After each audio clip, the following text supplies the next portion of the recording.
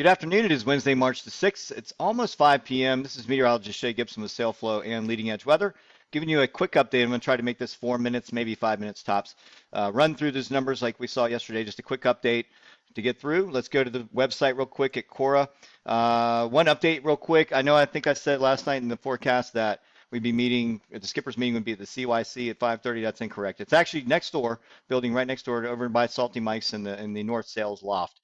So that's where we're going to be meeting. This event sponsored by Ashley Yachts. Come to the web page here at Cora to find out all the information you need for it for the Sheriff's Cup Skippers meeting and everything else. Day one to Rockville and back on Sunday. Looking at the WPC, let's just jump right into the forecast. What I'm seeing here is exactly what I talked about last night with a warm front approaching from the south. We see this on Wednesday as a cold front over Florida.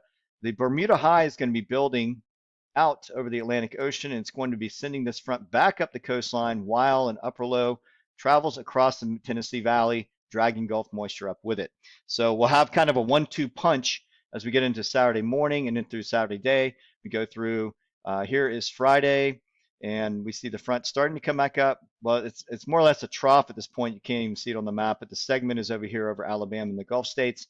And then we see it pop into the picture Saturday morning. About 7 a.m. is when we see this warm front lifting up over the area. As a cold front approaches from the west with this parent low just out of the Tennessee Valley heading towards the mid-Atlantic.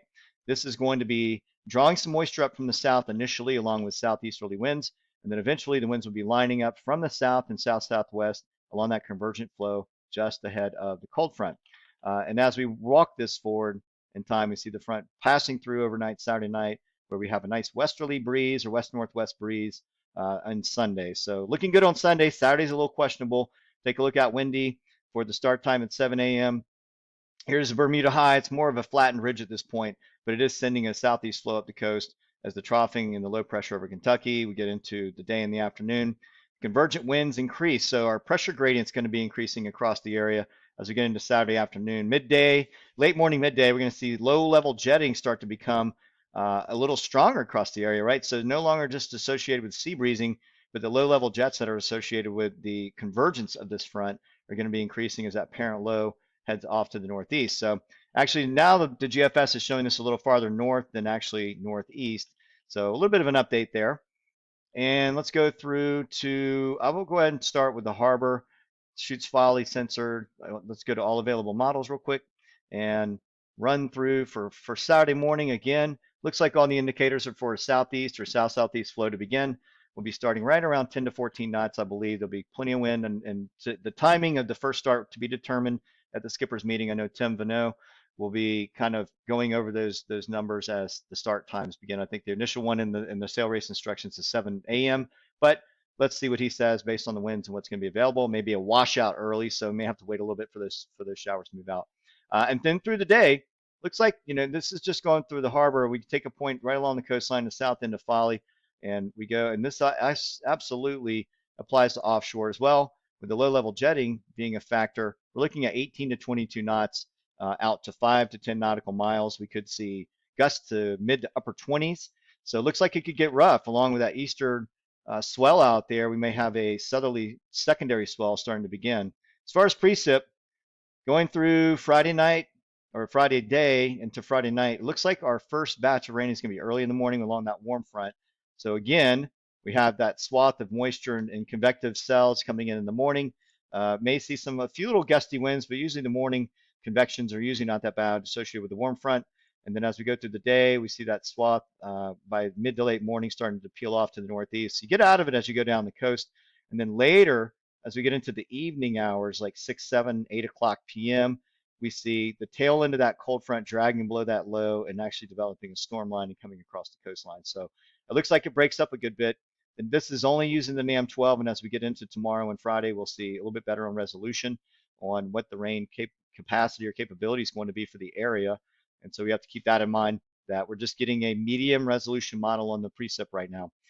For near shore, things have not changed very much at all for the forecast. I'm going to use 41076, which is 18 miles out for the forecast. Just a general concept. Again, we're looking at 3 to 4 foot swells, 5 to 10 nautical miles out. The swell direction from the east at about 8 seconds. That will drop at some point as those converging southerly winds increase, and then the cold front passes through overnight Saturday night. You can see the dip right here in the period where we go from 8 to 6 along that westerly offshore swell. So 3 to 4 feet increasing through the day on Saturday as that convergent wind increases 18 to 22 knots. And then we have that easterly flow for the swell heights. And so keep that in mind. When we're looking out offshore, we have, basically an easterly swell, 3 to 4 feet, possibly 4, and maybe even a little higher than 4 feet at times. But as those winds come in from the southeast and eventually from the south, we're going to get a crosscut, which means that your period could be disturbed or it could be perturbed out there where you have a cross-cutting southerly wind chop across an easterly swell. So that could be pretty rough. So I would make your bite pretty quick and in wherever the fastest you can make it happen, sticking as close to shore as you can. I would say once you get out of the jetties, try to ride that south wind in as hard as you can towards the coastline. Maybe run your rum line if it's available from here to here. It'll be your call in the end, but that's going to be the forecast update for today. I don't think there's much more to talk about. Our temperatures right around 73 on Saturday, 68 on Sunday. The winds on Sunday look very nice. I'd say we were looking at west-northwest flow. Post-frontal flow is at high, peels over Texas.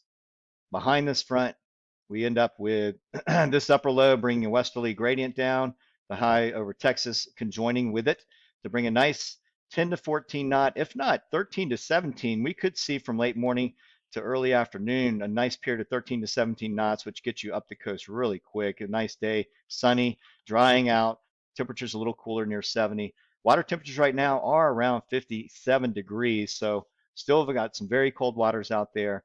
And that's going to do a wrap for this update. And I will see you tomorrow night at the North Sales Loft for the Skippers meeting at 5:30 if you're going to be joining. If not, then I'll be doing a final forecast on Friday. Thanks for watching, everybody. Take care.